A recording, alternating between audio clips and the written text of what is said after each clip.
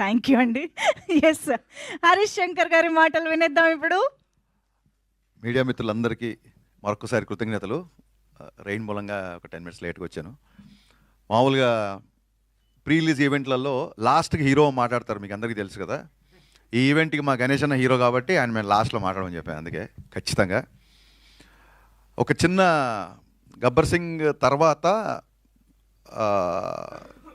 ఈ పుష్కర కాలంలో మా రైటర్ రమేష్ రెడ్డి గారు చెప్పిన, రమేష్ రెడ్డి గారు నాకు కేవలం రచయిత మాత్రమే కాదు, నాకు మార్గదర్శి, నా గైడ్, నాకు ఒక పెద్ద అన్నయ్యలాగా. నేను అసిస్టెంట్ డైరెక్టర్గా ఉన్నప్పటి నుంచి నువ్వు డైరెక్టర్ అవుతావు అని చెప్పి నన్ను ప్రోత్సహించిన వ్యక్తుల్లో టాప్ లిస్ట్లో ఉండే వ్యక్తి రమేష్ రెడ్డి గారు.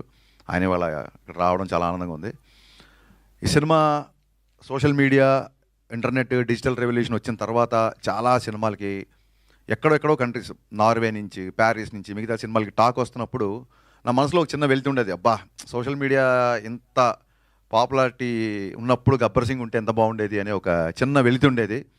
ఆ వెలితిని మా అన్న బండ్ల గణేష్, మా సత్యనారాయణ గారు ఇవాళ ఇంత హంగామాలో, ఇప్పుడు ఈ మీడియాలో ట్విట్టర్లో కానీ, ఇన్స్టాగ్రామ్లో కానీ, ఫేస్బుక్లో కానీ నేను 2012లో ఏదైతే ఒక డిజిటల్ హంగామా మిస్ అయ్యానో ఆ హంగామా అంతా మళ్ళీ క్రియేట్ చేసి కొత్త ఉత్సాహాన్ని, కొత్త స్ఫూర్తిని ఇచ్చినందుకు వీళ్ళిద్దరికీ మనస్ఫూర్తిగా దండం పెట్టుకుంటున్నాను. గబ్బర్ సింగ్ చరిత్రలో ఉండిపోయే సినిమా కాదు, గబ్బర్ సింగ్ అంటేనే చరిత్ర, నో డౌట్ అబౌట్ ఇట్. ఒక సినిమా జీవితాలు మార్చేసింది అంటారు చూసారా, అలాగా నాకు కానీ, బండ్ల గణేష్ గారు కానీ మా జీవితాలు మార్చేసిన సినిమా గబ్బర్ సింగ్.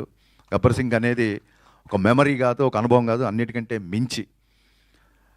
గబ్బర్ సింగ్ ఇంటర్వెల్ జరుగుతున్నప్పుడు ఒక వ్యక్తి కళ్ళమ్మ నీళ్ళు పెట్టుకుంటూ వచ్చి, పొద్దున 8:30కు వచ్చిన వ్యక్తి మధ్యాహ్నం 2 గంటలకి విపరీతమైన ఎండలో అలాగే నిలబడి చూస్తుంటే నేను అన్నాను, మంచిగా తాగు ఫస్ట్, లేదా భోజనం చేసేళ్ళు, కళ్యాణ్ గారికి కలవడం కుదరదు, ఫైట్ సీక్వెన్స్ జరుగుతుంది, అసలే ఎండ, చాలా హడావుడిగా ఉన్నాం మేము.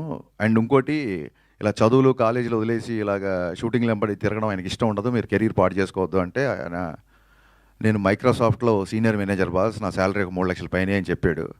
ఆ వ్యక్తి ఇవాళ స్టేజ్ మీద ఉన్న సతీష్ 2 చేతులు పట్టుకొని కళ్ళమ్మ నీళ్లు పెట్టుకుంటూ, అన్న ఒక్క హిట్ ఇవ్వన్నా, ఒక్క హిట్ ఇవ్వను 3 సార్లు అడిగాడు. నిజంగా ఆ రోజు అంత పెద్ద హిట్ తీస్తున్నావు నాకు తెలీదు, తనకి తెలీదు, బట్ తన భావోద్వేగం నన్ను కదిలించి, నువ్వు భయపడకు, సినిమా పగిలిపోద్ది అని చెప్పాను. ఏ ముహూర్తాన దేవతలు తదాస్తన్నారో తెలీదు, సినిమా మేము ఊహించిన దానికంటే చాలా పెద్ద సక్సెస్ అయింది. సినిమా అప్పట్లో 2012లో ఒక సోషల్ మీడియాలో ఒక చిన్న నానుడు ఉండేది, సినిమా బాగుంటే హిట్ అంటారు, చాలా బాగుంటే సూపర్ హిట్ అంటారు, అంతకు మించి ఉంటే బ్లాక్ బాస్టర్ అంటారు, దాన్ని కూడా మించిపోతే దాన్ని గబ్బర్ సింగ్ అంటారు అని చెప్పి అప్పట్లో సోషల్ మీడియాలో బాగా ఫ్యాన్స్ రాశారండి. మళ్ళీ నా అకౌంట్లో వేయకండి, ఇది ఫ్యాన్స్ అన్న మాట ఇది. సో ఎక్కడికి వెళ్ళినా పవన్ కళ్యాణ్ గారు చాలామందికి అందుబాటులో ఉంటారు కాబట్టి చాలామంది నాతో ఫోటోలు దిగినా, చాలామంది నాతో ఉన్నా. ఇవన్నీ చూడండి, ఈ కొబ్బరికాయని కొట్టండి అంటే పూజారి దేవుడికి చేర్చినట్టు నాతో దిగిన సెల్ఫీలు నా మీద చూపిస్తే అభిమానం అంతా అది కేవలం పవన్ కళ్యాణ్ గారిదే అని నేను నమ్ముతూ వచ్చాను. ఎందుకంటే ఈ సక్సెస్ అందరికంటే బలంగా కోరుకున్న వ్యక్తి పెద్ద హిట్ అనేది కళ్యాణ్ గారు. ఎప్పుడు సక్సెస్ ఫెయిల్యూర్ పట్టించుకోరు, కానీ ఈ సినిమా క్లాప్ కొట్టిన దగ్గర నుంచి ఫస్ట్ కాపీ పంపించేంత వరకు ఇది బ్లాక్ బాస్టర్ అని లిటరల్గా జపం చేసిన ఎన్ని లక్షల సార్లు అంటే, ఒక శివనాస్మరణ లేకపోతే ఒక గాయత్రి జపం ఎన్ని లక్షల సార్లు చేస్తే అంత ఫలితం ఉంటుంది అంటారు కదా.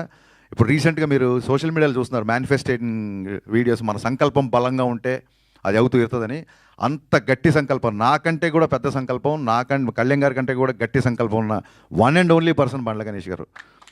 24 hours ఫోన్ చేస్తే హలో అని అడగదు, అన్న మన సినిమా బ్లాక్ బాస్టర్ చెప్పండి ఇప్పుడు ఏంటి అని. ఫస్ట్ హలో బదరు బ్లాక్ బాస్టర్, ఫోన్ పెట్టే ముందు బ్లాక్ బాస్టర్.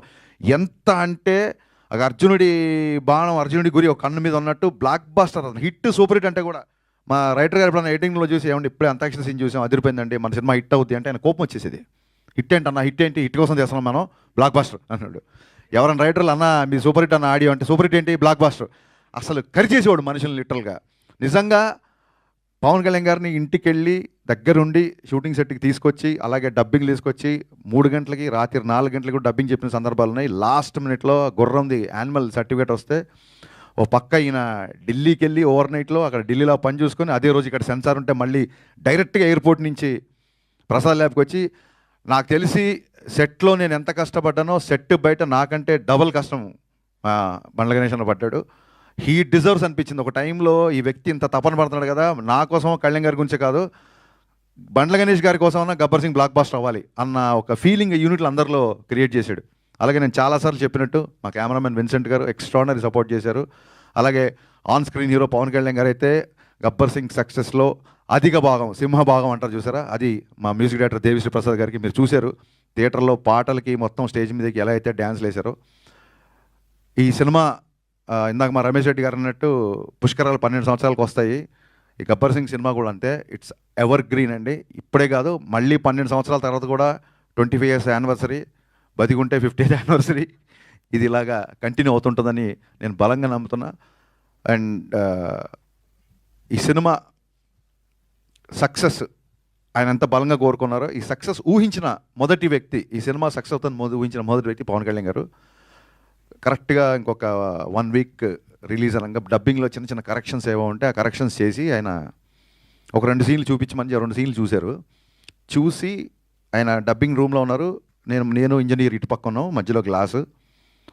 ఆయన ఒకసారి హరీష్ నువ్వు లోపల రా అన్నారు. నేను లోపలికి వెళ్ళాను. లోపలికి వెళ్ళగానే నా ఫ్యాన్స్ చాలా రోజుల నుంచి ఏదైతే కోరుకుంటున్నావు అది ఇవ్వబోతున్నావు నువ్వు. ఈ సినిమా నువ్వు ఊహించిన సక్సెస్ అవుతుంది. ఈ సినిమా తర్వాత చాలా జాగ్రత్తగా ఉండు. నువ్వు మామూలుగా చాలా స్పీడ్గా ఉంటావు, బట్ అలాగే స్పీడ్గా ఉంటే ఈ సినిమా ద్వారా నువ్వు స్పీడ్గా ఉన్నావు అని నేను అపార్థం చేసుకునే అవకాశాలు చాలా ఉంటుంది. కాబట్టి నీ స్పీడ్ తగ్గించి చాలా జాగ్రత్తగా ఉండు. This is going to be A block buster అని చెప్పి షేక్ హ్యాండ్ ఇచ్చి ఆయన అక్కడి నుంచి వెళ్ళిపోయారు. ఆ తర్వాత మళ్ళీ సినిమా రోజు కానీ సినిమా తర్వాత కానీ ఆ తర్వాత సినిమా రిలీజ్ కానీ 4-5 రోజులకు 3 రోజులకు ఎప్పుడో కలిశారు. కలిసి బాగున్నావా, అందరు హ్యాపీనా, ఫ్యాన్స్ హ్యాపీనా అన్నారు తప్ప ఎంత కలెక్ట్ చేస్తుంది, ఏ రికార్డ్ కొడుతుంది, ఎక్కడ కలెక్షన్స్, ఎన్ని కోట్లు ఏంటి, ఒక్క మాట కూడా ఆయన ఎత్తలేదు. ఇప్పుడు ఇందాక మా సత్యనారాయణ గారు చెప్పినట్టు ఇంతకుముందు ఆయన ఆటోగ్రాఫ్ ఒక అభిమానికి ఆనందాన్ని ఇచ్చేది. ఇప్పుడు ఆటోగ్రాఫ్కి ఒక పవర్ ఉంది, ఆ సంతకానికి ఒక విలువ ఉంది.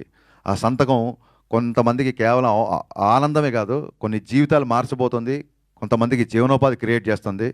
అంత పవర్ఫుల్, అంత శక్తి ఆ సంతకానికి ఇచ్చిన ఆ భగవంతుడికి, దాన్ని నిర్విరామంగా కృషి చేస్తున్న మన డిప్యూటీ సీఎం పవన్ కళ్యాణ్ గారికి, ఎంటైర్ గబ్బర్ సింగ్ యూనిట్ తరఫున మనస్ఫూర్తిగా జన్మదిన శుభాకాంక్షలు చెప్తూ long live Pawan Kalyan. Thank you. Superb sir, thank you so much. And fans అందరి తరపున గబ్బర్ సింగ్ని ఇచ్చినందుకు thank you so much. So yes, మరి బ్లాక్ బస్టర్స్